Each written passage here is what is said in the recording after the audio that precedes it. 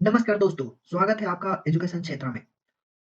BPSC TRD 3.0 आ चुकी है और हम लोग तैयारियों को तेज करने जा रहे हैं। इसलिए एनसीईआरटी साइंस छठे से 8वीं तक के बायो के जितने भी टॉपिक्स हैं, सभी को हम कवर करने वाले हैं।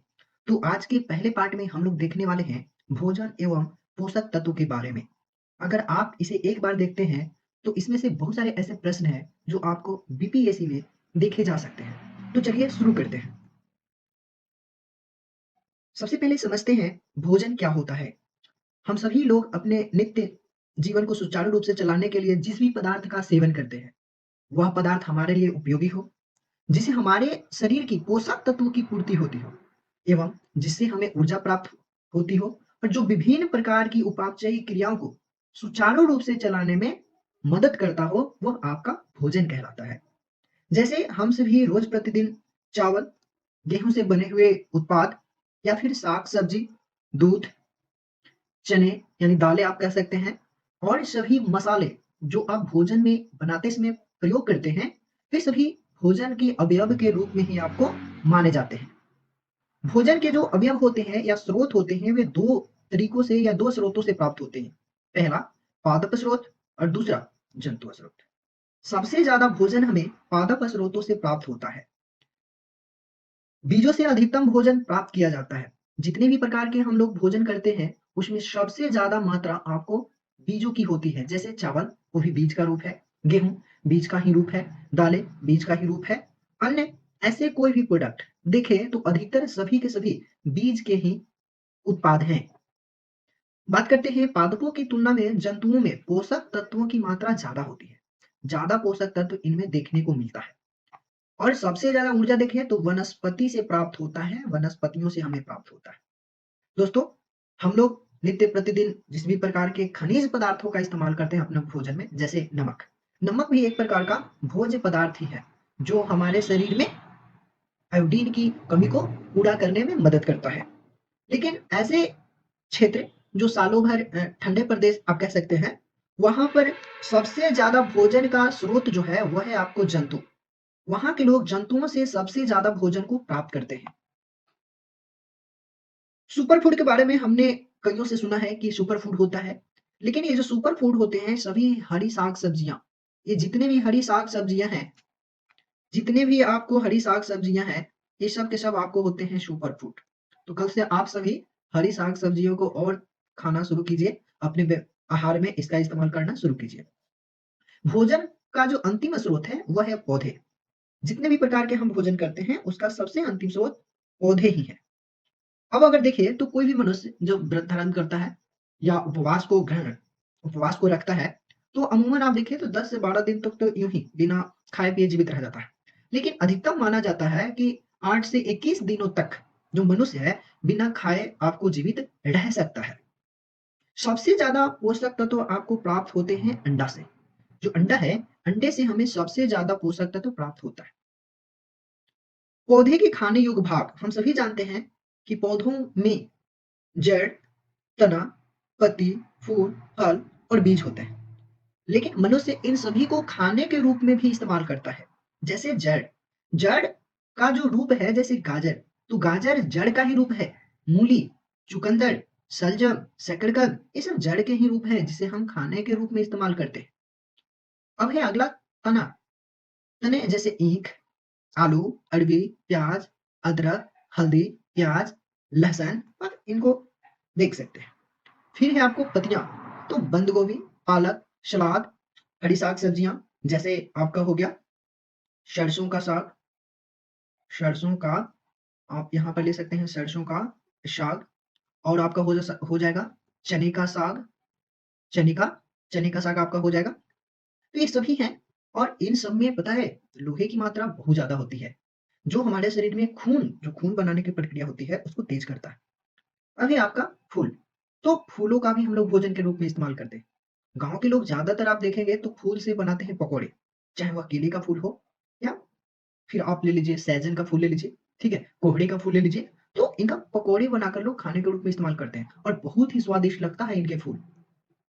बात करते हैं फल, तो फल पपीता हो गया आपका, बैंगन, टमाटर, भिंडी, ककड़ी, तरबूज ये सभी फल हैं जो हम लोग खाने के रूप में इस्तेमाल करते हैं, चाहे वो सब्जी बनाने में या फिर सुबह नाश्ते के साथ भी हम लोग जैसे आम हो गया, फिर आपका सेब हो गया, अनार हो गया, नाशपाती वगैरह हम लोग खाने के रूप में इस्तेमाल करते हैं। अब है बीज, तो बीज के रूप में तो हम लोग गेहूँ को खाते ही हैं, चावल को खाते हैं, दालें को खाते हैं, बादाम को खाते हैं, अखरोट को खाते हैं, ठीक है? बीजों का उपयोग तो और कई जगहों पर किया जाता है, जैसे सरसों का बीज, तो सरसों के बीज का उपयोग हम लोग तेल निकालने में करते हैं। सूरजमुखी के जो बीज होते हैं उसको भी हम लोग तेल निकालते हैं। इसी तरह से राई का भी तेल निकाला जाता है, तीसी का भी तेल निकाला जाता है, तो वो सभी तेल खाने के रूप में तो हम लोग प्रयोग करते हैं। उसके बाद हम लोग देखते हैं मत्स्य पालन। मछलियों को पालने की जो प्रक्रिया होती है, अच्छा मछली हम पालते क्यों है? पहला तो है कि हमें भोजन प्राप्त हो, दूसरा उससे जो तेल प्राप्त होता है जिसको हम लोग कहते हैं वसा, वो प्राप्त हो, और फिर कुछ मछलियों का पालन दवा के पर्पज से भी किया जाता है, ठीक है? और ये जो वसा होते हैं इनसे आपको कॉस्मेटिक क्रीम बनाए जाते हैं, बॉडी लोशन बनाए जाते हैं, ठीक है? तो इसलिए मत्स्य पालन किया जाता है। जैसे झींगा हो गया, केकड़ा हो गया, महाचिंगट, देखिए महाचिंगट होती है समुद्री मछलियां, जिसे आप समुद्री खीरा कहते हो, वो महाचिंगट के रूप में आता है, ठीक है? हम देखते हैं मत्स्य पालन को पीसी कल्चर कहा जाता है, पीसी कल्चर। ध्यान देंगे, ये आपके लिए वीवीआई है, ये आपके लिए वीवीआई है। मत्स्य पालन को कहा जाता है पीसी कल्चर। मत्स्य पालन के बाद हम लोग देखते हैं मधुमक्खी पालन। शहद तथा मोम के लिए मधुमक्खियों को पालना मधुमक्खी पालन कहलाता है। मधुमक्खी पालन वैसे क्षेत्रों में किया जाता है जहां पर अगर आप देखें तो फूल सबसे ज्यादा मात्रा में मौजूद हो उस एरिया में। ज्यादातर सरसों के खेत जो होते हैं उसके आसपास अगर आप देखें तो मधुमक्खी पालन खूब अच्छी तरह से किया जा सकता है। बिहार की अगर हम लोग ले ले, मधुबनी ले ले, सहरसा ले ले, फिर जो मुजफ्फरपुर जहाँ पर लीची की पैदावार बहुत ज्यादा होता है, उन सब इलाकों में आपको मधुमक्खी पालन बहुत ही बड़े पैमाने पर की जाती है। मधुमक्खी पालन को एपी कल्चर कहा जाता है। ध्यान देंगे यहाँ पर एपी आपके लिए वीवीआई है। मधुमक्खी पालन को कहा जाता है एपी कल्चर। लेकिन जो मधुमक्खी होते हैं शहद को बनाने के लिए मकरंद का इस्तेमाल करते हैं। मकरंद क्या होता है? नेक्टर। नेक्टर क्या होता है? जब आप किसी भी फूल को देखते हैं तो उसके बीच में एक रस जैसा पदार्थ होता है, उसी को कहा जाता है नेक्टर। और उसी को मधुमक्खी चूस करके अपने इकट्ठा करता है, कहाँ पर? अपने घरों में, छतों में। और जैविक रासायनिक प्रक्रिया के द्वारा वह जो नेक्टर होता है शहद के रूप में बदल जाता है। मकरंद के जैव रासायनिक परिवर्तन के फलस्वरूप आपको बनता है शहद, और शहद का घनत्व होता है उच्च। अगर आप इस शहद को पानी में डाल दो, पानी में क्या करो? डाल दो, तो वह आपको डूब जाएगा। वह आपका क्या होगा? डूब जाएगा। पानी में डालने पर क्या हो जाएगा? डूब जाएगा। क्यों? क्योंकि शहद का घनत्व पानी से क्या है? अधिक है। ये जो शहद होता है आपको बना होता है ग्लूकोज से, और आपको बना होता है फ्रैक्टोज से। शहद अगर आप देखें जो प्राकृतिक शुगर होता है उससे भी बहुत प्राकृतिक सॉरी जो आपको चीनी होता है उससे भी बहुत ज्यादा मीठा होता है। अब हम देखते हैं संतुलित आहार या भोजन। तो हम सभी लोग कोशिश करते हैं कि हमारे भोजन में संतुलित भोजन हमें प्राप्त हो। तो संतुलित भोजन क्या होते हैं? जिसमें सभी पोषक तत्व पाए जाते हैं, इसके साथ साथ रुक्षांश और जल। अच्छा, ये रुक्षांश क्या होता है? रेशे वाले जो साग सब्जी होते हैं ना, रेशे वाले सब्जी या फिर आप कह लो फल, ठीक है? ये सभी रुक्षांश होते हैं। ये क्या होते हैं? रुक्षांश होते हैं, आपके रुक्षांश। संतुलित भोजन में दालें होनी चाहिए, सोयाबीन सब्जी हो जाए तो बहुत अच्छा है। मूंगफली भी आप फाड़ सकते हैं पढ़ते वक्त। खमीर उठा हुआ भोजन, आटे के बने हुए व्यंजन, केला, सत्तू, गुड़, यानी आप फल कह सकते हो। गुड़ गुड़ आवश्यक है। गुड़ वैसे लोगों को खाना चाहिए जो मधुमेह के शिकार हैं, क्योंकि गुड़ जो होते हैं चीनी के जैसा तो मीठा होता ही है, लेकिन ये ग्लूकोज की मात्रा को नियंत्रित रखता है। वही चीनी ग्लूकोज की मात्रा को बढ़ा देता है। जैसे ही बढ़ता है डायबिटीज की समस्या शुरू हो जाती है। और हरी साग सब्जियां तो हर डॉक्टर आपको खाने को बोलता है। तो हरी साग सब्जियां, संतुलित भोजन न मिलने से क्या होती है? तो कुपोषण की समस्या, और यह कुपोषण की समस्या भारत में एक आम समस्या बन गई है, क्योंकि भारत जो है ना वो गरीब देशों में गिना जाता है। गरीब देशों में गिना जाता है, गरीब देशों में इसको काउंट किया जाता है। और ऐसे भी भारत में लगभग 35% के आसपास जो आबादी है वो है दम गरीबी रेखा के पास हैं, वो गरीब हैं, उनके पास पर्याप्त मात्रा में पोषक तत्व तो प्राप्त होता ही नहीं है। कुपोषण मुख्यतः पोषक तत्वों की कमी के कारण होती है। किसके कारण? पोषक तत्वों की कमी के कारण आपका होता है कुपोषण। अच्छा, यहीं पर एक आपको पॉइंट उठ रहा था, जिसे हम लोग कहते हैं खमीर युक्त भोजन या खमीर उठा हुआ भोजन। इसका मतलब है जलेबी। जलेबी को क्या किया जाता है? पहले उसको अच्छी तरह से करके गीला करके मिला के छोड़ दिया जाता है 1 दिन के लिए।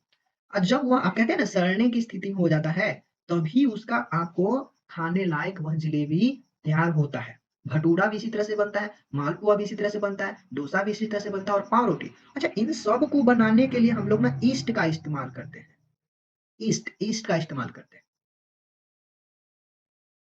भोजन ग्रहण करने के आधार पर जंतु आपको 3 प्रकार के होते हैं। पहला, शाकाहारी। वैसे जंतु जो पौधों के विभिन्न अंगों को भोजन के रूप में खाते हैं या इस्तेमाल करते हैं या प्रयोग करते हैं, वे शाकाहारी कहलाते हैं। जैसे ग्रास हॉपर, गिलहरी, गोरिल्ला, पांडा, याक, कंगारू, सुअर। हाँ, सुअर में ध्यान देने वाली बात यह है कि जंगली सुअर आपका मांसाहारी होता है। तितली, देखिए तितलियों को ऐसा माना जाता है कि यह मांसाहारी है। ठीक है? तो इसको थोड़ा-सा ध्यान देंगे, तितलियाँ मांसाहारी भी होती हैं। मधुमक्खी शाकाहारी, तोता आपको क्या होगा? शाकाहारी। मांसाहारी, वैसे जंतु जो अन्य जंतुओं को भोजन के रूप में खाते हैं, आपको कहलाते हैं मांसाहारी। जैसे जंगली सुअर, नेवला, बिज्जू, छुछुंदर, वनबिलाव, ऊदबिलाव, चील और बाज, ये सभी आपको मांसाहारी हैं। और सॉरी, यहाँ पर आपका माफ कीजिएगा, यहाँ गलत लिखा गया है। यह होगा आपका सर्वाहारी। यह क्या होगा आपका? सर्वाहारी। वैसे जंतु जो पौधे के साथ-साथ जीव जंतुओं को भी भोजन के रूप में खाते हैं, सर्वाहारी कहलाते हैं। क्या कहलाते हैं? सर्वाहारी। जैसे कुत्ता, भालू, रैकून, मेढक, बत्तख, ऑस्ट्रिच, चिंपांजी, चींटी, मछली, चूहा, गिलहरी, शुतुरमुर्ग, केंचुआ, एमू और बंदर तथा हड्डा। हड्डा हड्डा भी आपको एक तरह से देखें तो सर्वाहारी जंतु ही है। तो दोस्तों, यह वीडियो आपको पसंद आया होगा। तो मिलते हैं नेक्स्ट पार्ट में, तब तक के लिए धन्यवाद। जय हिंद।